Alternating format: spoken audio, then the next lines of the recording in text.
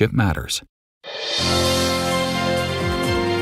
I'm Craig Lamolt. Tonight on Greater Boston, support for sheltering the recent influx of migrants in the state is going down.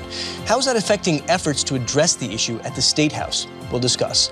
And did you get your taxes in? GBH's Edgar B. Herwick III is here to share some curious facts about tax day in Massachusetts.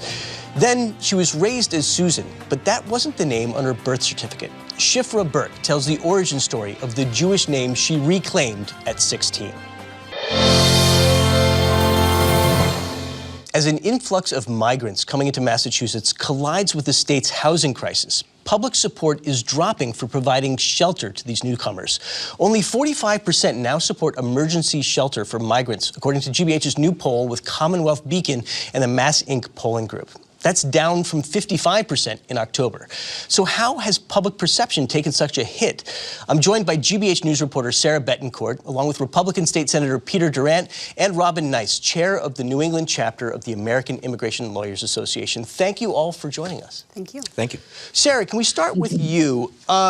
Tell us a little bit about this poll. What did it say about the migrant situation? It sounds like it is concerning for a lot of people, but as we said, fewer people think that emergency shelter should be provided to these migrants. Yeah, this poll is very interesting in that its first question really looked at how people feel about the right to shelter law from the 1980s. And people were overwhelmingly in support of that. But the question didn't use the word migrants. And once the second question really looked toward migrants in emergency shelters, and they comprise about 49 to 50% of people in shelter, that changed pretty significantly. And I think the poll really tells us that people, residents, voters, are aware of the situation. It doesn't really tell us where people are coming from. I see people in three buckets. There's people who are concerned about the humanitarian relief situation and want to see more of it. There's people who flat out don't want to see any migrants in the state being helped. And then there are those who are fiscally conservative and want limitations on funding and really to get a sense of how this is going to play out in terms of dollars. Okay. Robin, your organization works directly with a lot of these migrant families that we're talking about here. What is your reaction to this poll and the news that nearly 50% of people don't believe in providing emergency housing for these migrants? I think it's an opportunity to have a wider discussion. I think most of these respondents I would expect to be surprised to understand or learn that the migrants who are in these shelters are by definition lawfully present in the United States. This is not for people who are strictly, completely undocumented. And it's also only for pregnant women or kids or family members. So this is not for grandpas and grandmas or aunts and uncles. It's little kids and their moms and dads. And so I think if people understood that, I would expect it to be higher. It is a little discouraging and upsetting, frankly, to see only about half of us support the right to shelter for the most vulnerable of the vulnerable, really. But I do think it's an opportunity to, again, have that discussion and make sure people understand what's going on and why this is so important, because it really is critical. And frankly, there's not a good alternative. People are going to come to Massachusetts regardless. They need a roof over their heads, especially with our Massachusetts winters. Do you think that these people in the poll don't necessarily understand who it is we're talking about, that these are families with children? I hope that's the case. I obviously don't know if there was additional background that was given, but it doesn't. I have a hard time understanding or accepting, I guess, I suppose, that someone, if you asked, do you believe a 5-year-old kid should be homeless? I think we would see a 0% response rate. I would expect that people generally support the most vulnerable, again, kids and their moms and dads who take care of them, having a shelter over their heads, even if that has certain limitations, even if that has a timeline of 9 months or something. But that is a basic human right. I think I would hope people would support. But if not, then I think we need to have a public campaign to encourage support for that. Senator Durant, what do you think is behind this concern over providing housing for migrants? Well, I think what we're seeing is that when I saw this poll, when I looked at this poll, what I saw was that people overwhelmingly support the right to shelter law. And I think that's a natural for us in the United States and in Massachusetts in general. We're a very giving population. We have charitable, feelings. But once you start to break that down and say, well, how do you feel about housing those who are just coming into our country and getting that housing? That's where you're starting to see a slip. And to me, what it tells me is that there's this inherent feeling of this is unfair, that people just get to come in and have a roof over their head, get all the services that kind of go along with it. And we saw from the chairman of Ways and Means in the Senate today, the other day, saying that, you know, this has a price tag per family of about $10,000 a month. And when you extrapolate that out, of course, that's $120,000 a year. The median family income in Massachusetts is only $96,000 or $95,000 a year. So people see that, and there's kind of this visceral reaction that says, you know, this is unfair that some should get this who are coming into the country. And again, we can have a discussion about whether it's legal or illegal. I think, as Attorney Nice said, you know, technically they're all coming in legally, but I think a lot of people recognize that it is inherently unfair how this is happening. And so I think that's what you're seeing. Robin, what's your reaction to that? I hear you, and I think that is a big part of the perception, that it is unfair. But I think if we look further upstream, what I would say is really unfair, and what the real crisis is what these people are fleeing. No one likes moving under the best of circumstances. It's not fun to pack up your life, leave your friends, family, loved ones, pets, whatever behind. But that's what these people are doing. These people have made the impossible decision that they have to either stay in their home country sometimes, where they risk their and their kids' lives, or travel through extraordinarily dangerous situations. And I think to come to the United States and build a life for themselves. And I think that's what's unfair. And it is unfair, and it resonates with me that people feel like, why are they getting more services than I work hard for every day and I can't provide for my family? But I think it creates a false sense of us versus them, when really we should be raising the field for everybody. We are all subject to the fact that we have a very low unemployment rate. We're all subject to the fact that we have a very low free housing rate, and those houses you can get, I think now we're up to like $900,000 as the median price for a family home, which is crazy. So I think we really have to frame these as people problems, and they're big problems. They need state recognition. They're not immigrant problems. I think they're much larger than that, and that's what we need to recognize when we talk about the unfairness of the situation. Well, and if I can, because I think that's important, because I think there are the two sides of this. And when you look at it, I think you can look at any kind of humanitarian issue and see a person there, and I think that's what makes us very sensitive to that.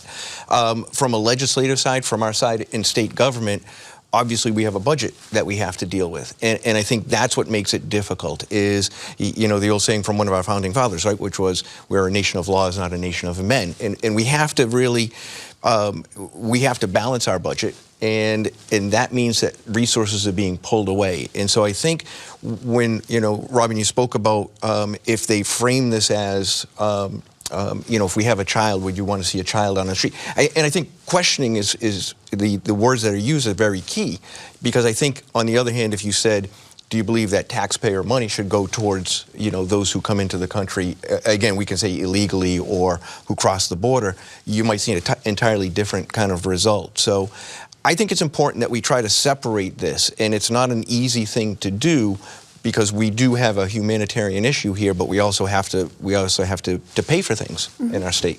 I guess I'm wondering what the alternative is. You know, you either provide housing and shelter for these migrants who are coming in, or what? They're on the street, right? I mean, like, how do we deal with that, with having these families that don't have anywhere to go? The state has to address it in some way, or they could just throw their hands up and let these families be on the street? Yeah, good question, because that is the ultimate, that's the billion-dollar question, right, that we're asking right now. You know, some of the things that I think we need to go forward is trying to make Massachusetts a little bit less attractive for people to come. I mean, there are a lot of services and benefits that are here. But again, we have to look at it as a financial issue, and when we do that, one of the things I always come up with is to say to myself, okay, well, what are we going to cut in order to provide these services? And that kind of makes it real. You know, I may want a new car at home, but I can't afford one. So what are you willing to do in order to get that? That's kind of the mentality I think that we have to go with. There's not an easy answer. I mean, we can look to the federal government and say they need to solve this problem, but we have to deal with it here. Robin, Sarah mentioned that there was support for the right to shelter law but not for migrants, right? Like that's what do you make of that? The fact that there's sort of this dichotomy there. Yeah, I mean, I think there is support. It's less than half the respondents said that they supported or strongly support right to shelter for migrants. But I think again, it really just comes back to understanding who these people are, what the population is. And I think, to the senator's point about there's a cost, and absolutely there's a cost. But I think we also need to recognize that it's not a zero sum, it's not a sunk cost. It's an investment. When you invest in people, you invest in the Commonwealth and you invest in the country. And there's wide misconception that immigrants don't pay taxes. Not true. They contribute about 20% to the regional GDP, which is we have about 20% immigrants in the region as well. So they're paying their fair share when you look at it that way.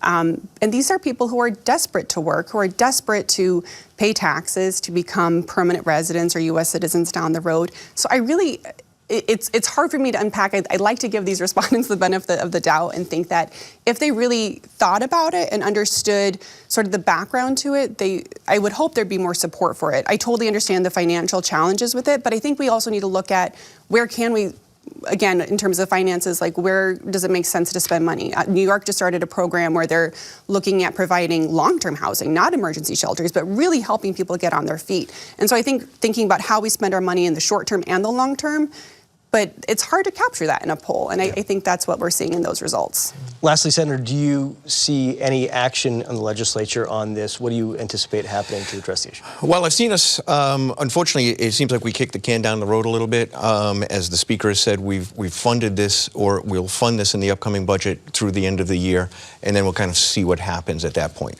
Whether we'll get some more federal money, and if we don't get federal money, we're going to have to come up with this on our own. So right now, we're just doing a series of stopgap measures. Okay. Sarah, what can you add to this in terms of what you're seeing and you're reporting with these migrant families and what we can expect?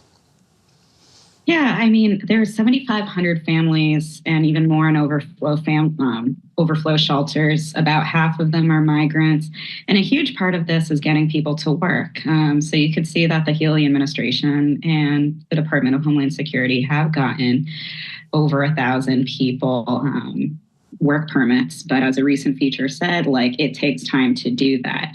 I think Robin raised an interesting point in that this could be considered an investment. There was a recent Congressional Budget Office report that said that migrants are projected to boost the economy by $7 trillion over the next 10 years. But at the same time, that's something over an extended period of time. So I do understand where legislators come from in short-term costs and short-term investments. But it's hard to see the whole picture, to be honest, Craig, and hopefully we'll see that in the coming months. Okay. Sarah, thanks, and we'll look forward to more of your reporting on this. Sarah Betancourt, Senator Peter Durant, and Robin Nice, thank you all so much for joining us. Thank you. Next, it's tax day here in Massachusetts, even though much of the country had to have their federal income tax returns in a few days ago. Curious as to why? Well, who better to turn to than Edgar B. Herwick III from GBH's Curiosity Desk, who joins us to explain why, and he claims to find a way to have a little fun about taxes, if that's What could be more fun than taxes? What could be more fun than taxes? So, all right, Edgar, tell us about why today? It's the 17th. Everybody knows tax day is the 15th. Yep. We're 2 days later here. So it's basically because of back-to-back holidays. The first of those holidays, of course, we'll remember, was Monday, Patriots Day, which is Monday. More than just the marathon, even though we run the marathon here in Boston on Patriots Day. It, of course, is looking back to the events of Lexington and Concord back in 1775. And, there's an interesting thing. There are a bunch of states that actually mark Patriots Day officially. Us and Maine are the only two where there's such holidays that we got that day of reprieve for taxes. But there's a bunch of others, including North Dakota. North Dakota does? They just recently adopted it in their legislature as we are going to celebrate Patriots Day. Anyway, but it's not a holiday, they just celebrate. They celebrate it, yeah. But for Maine and us, because offices are closed in Massachusetts, essentially because it's a state holiday, we didn't have to file taxes. Okay, but this one holiday, there's another one. What was that? Right, so that was on the 16th. Tuesday is a holiday in D.C., in the District of Columbia. They, on the 16th, each year since 2012, they celebrate emancipation Emancipation Day. Emancipation Day. Emancipation What Day. is that? So this is back in 1862. Congress actually signed a law which emancipated the enslaved people Right. in the District of Columbia. This was actually legislation that was put forward by a Massachusetts senator, which got passed, and this happened even before the Emancipation Proclamation. So in D.C., some 3,000 enslaved people were emancipated. They celebrate, April 16th was the date that happened, so they celebrate that in D.C. So on the 16th, offices in D.C. were closed. Which means we have to get it in today by midnight, by the way. By midnight tonight. All right, get on it. Yeah. Terrific. Okay, so you brought us a little bit of trivia. Well, I figured if there's any way to have fun with taxes, maybe it's a couple quick trivia questions. Let's do some trivia. And I know you have fun with trivia, so let's do it. Love So it. your first one is multiple choice, Craig. Okay. So you've got a, 1/3 shot of getting this right. Okay. So what conflict brought us the first ever federal income tax here in the United States? Was it A, the Civil War, B, the Spanish-American War, or C, World War I? Which one of these conflicts brought us America's first income tax? I'm going to go with the Civil War on this one. And you would be absolutely correct. That is right. The first time we had an income tax, it was a flat tax of 3% for everybody who made over $800. Over $800. Yeah. Okay. And so it lasted for a couple of years, then it went away, then Congress tried to do another one, and then the Supreme Court said, no, you can't really do that. And then eventually what happened was a constitutional amendment was passed, ratified the 16th Amendment, which clarified that Congress can indeed levy an income tax. Okay. And since then, we've had it. There you go. I'm one for one. 1 for 1. All right, number 2. You ready for this? This one's ready. true or false. So you got a 50% shot Bring this it on. time. All right, true or false? From the 1940s to the 1970s, some 40,000 Americans claimed 078051120 to be their Social Security number. Now, of course, you got to use your Social Security number when you file those taxes.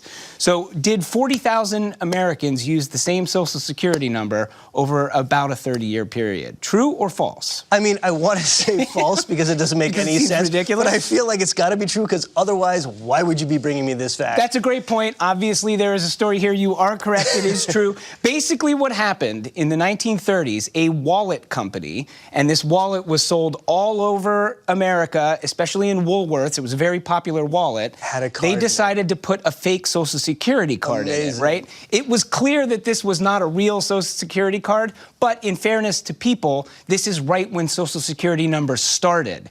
So a lot of people, thousands of people, for years believed that this was their Social it Security wasn't number. like they were pranking the system. No, were they just weren't. like, But they kind of were because the boss, the head of this wallet company, he was like, let's use my secretary's Social Security number for our pretend Social Security card. Wow. So she had a little bit of a headache for a while, but it all bet. got ironed out. okay. So that is true, yeah. Okay. All right, you got time for one more? Yes, please. All right. Let's do one more. One more. This one you're going to have to guess, but I feel confident you can go 3 for 3. Okay. All right, here we go. In 1893, the United States Supreme Court decided unanimously that for the purpose of taxation, this food is in fact definitively a vegetable and not a fruit.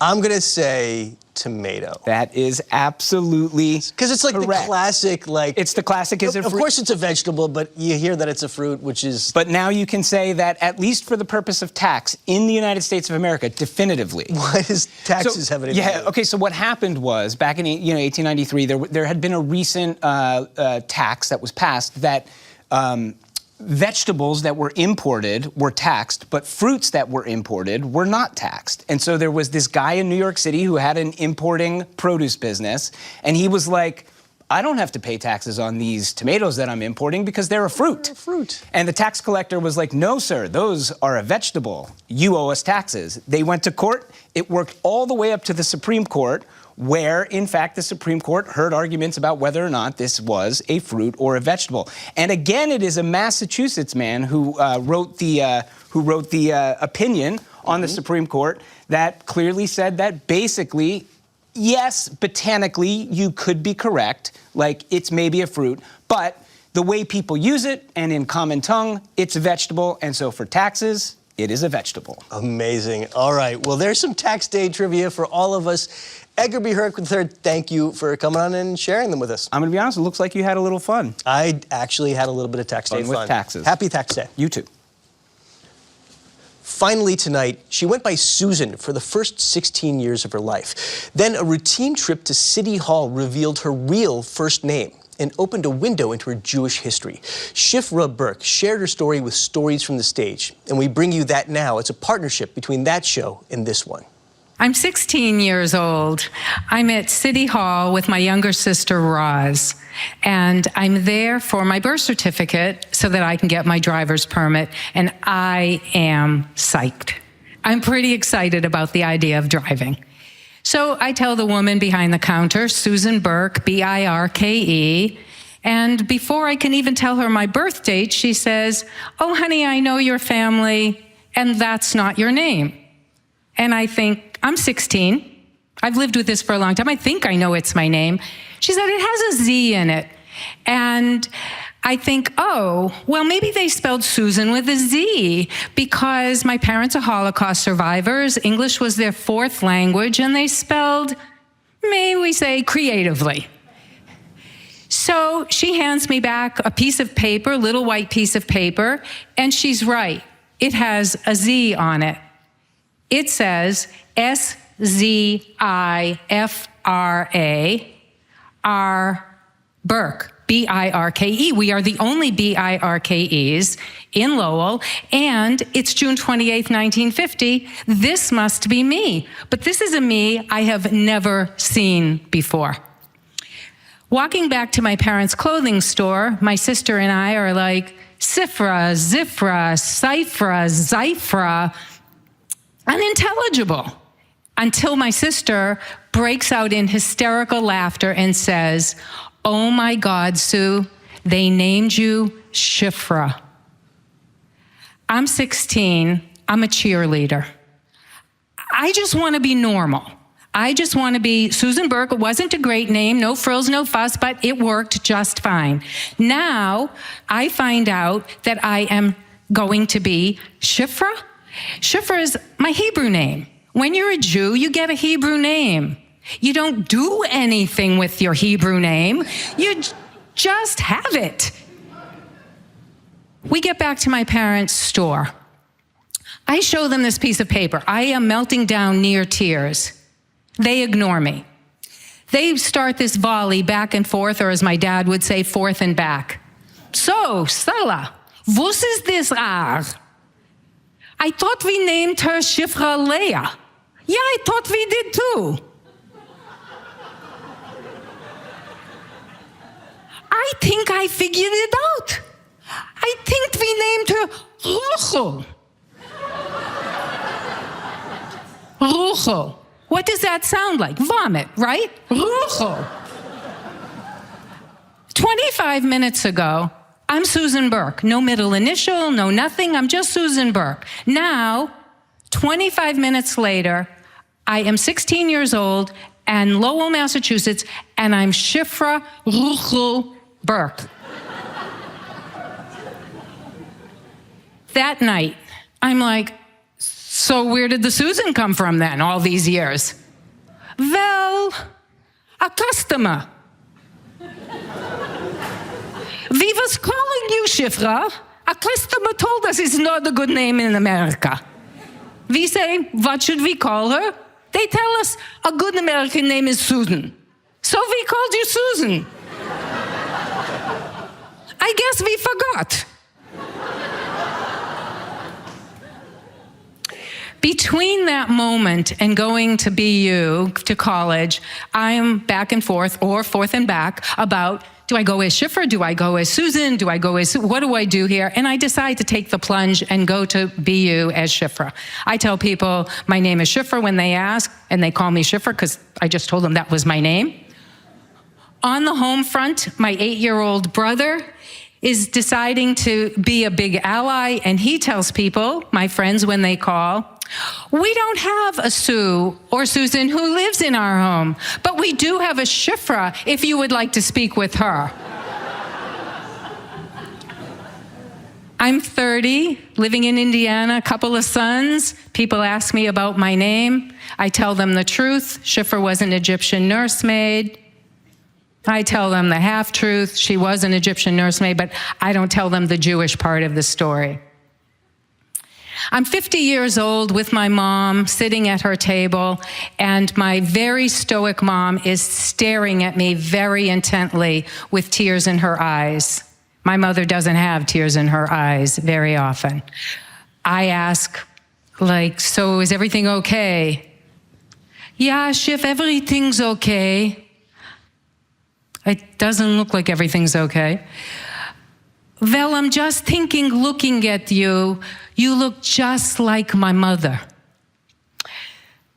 Well, I don't know if that's like a good thing or a bad thing, because my mother's mother, Shifra, and her father, and her brothers, and her sister, and the rest of the family were exterminated in the Holocaust, like my dad's family. So I decide to ask her, is this hard?